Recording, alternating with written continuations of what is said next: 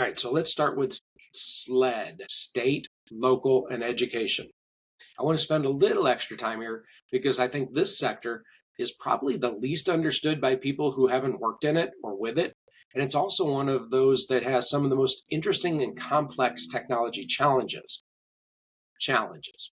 So state and local government agencies, your county clerk's office, your city public works department, your state's Department of Health, police, fire, these organizations provide services that citizens depend on every day, and they're doing it under conditions that most commercial organizations would find impossible to operate in.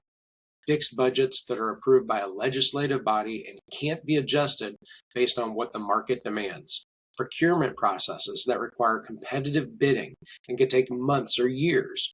Regulatory requirements that are layered and sometimes contradictory. Changing leadership with every election cycle, which means technology initiatives which were a priority under one administration can lose momentum when a new leadership comes in. And a workforce that's often highly experienced and committed, but that has operated in the same systems and workflows for a pretty long time. Now, the National Association of State Chief Information Officers released their top 10 technology priorities for state CIOs in 2025. And the number one priority was AI and robotic process automation. Number one. That tells you the SLED sector isn't ignoring technology. The appetite for modernization is real. But a 2024 AI Readiness report from Presidio found that only 19% of SLED leaders who hadn't yet adopted generative AI felt prepared to implement it. Compare that to 8% for the private sector. That means that even the private sector is struggling with readiness, but SLED sectors, those challenges run deeper. Now, why? Well, there's a few specific reasons. Legacy systems are a massive factor. Many government agencies are running on software and infrastructure that's decades old. They've tried to modernize, but replacing core government systems is complex. It's expensive and it's risky. When your legacy system runs payroll for an entire county, you don't replace it casually. And new tools often have to integrate with those old systems before they can work, which adds significant complexity and cost to the modernization project. Cybersecurity is another enormous factor in the SLED sector specifically. Government agencies and educational institutions are pretty much the most frequently targeted organizations for cyber attacks because they hold enormous amounts of sensitive citizen and student data, and attackers know that.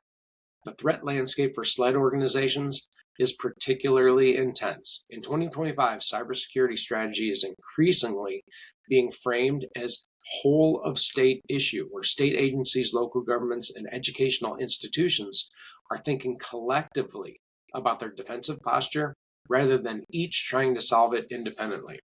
That collaborative approach is smart, but it requires coordination and trust between the organizations that doesn't always have natural working relationships. And then there's the education piece of SLED, which has its own distinct texture.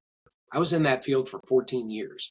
Schools, colleges, and universities are managing the technology needs of both the people who work there, the administrators, faculty, and staff, and the people they serve, the students.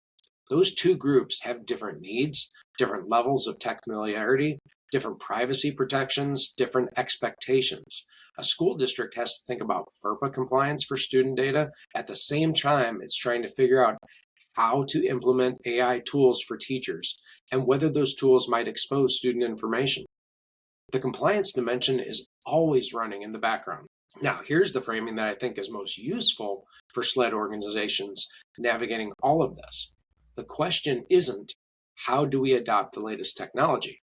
The question is, how do we modernize in a way that serves our constituents better, stays within what our governance and budget allow, and doesn't create more risk than it eliminates? That's a harder question, but it's the right one. And the organizations that are making real progress in the SLED space right now are the ones asking that question and building their technology strategy around the answer.